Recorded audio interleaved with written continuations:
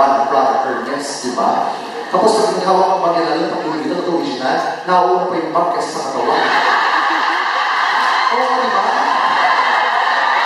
Bubuhatin niya yung bag, o ganyan mo, parang, ngayon na ako, kung dito pumasok dito, VIP o hawak yung bagay ganyan, pa, gano'n. Excuse me.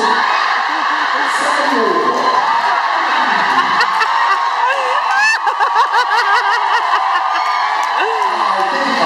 Pero mas ngayon na pumasok sa kanya ng Ernest. Mahawak sa bagay mo.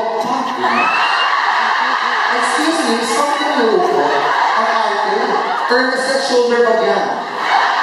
Kaya di ang hawak, sila yung hawakan. Hindi pa itapon na sila mahal. Diba? Tapos yung mga mayayaman, pagpasok ng bar, ang arte. Buti nga ito, very well kami kayo natin. Pantay-pantay kayo lahat dito eh. No? Walang mayaman, walang mahirap sa inyo eh. Nakakakisa, di ba? Totoo yan ha, huwag po kayo magyaman-yaman kung nag-commute lang naman ha.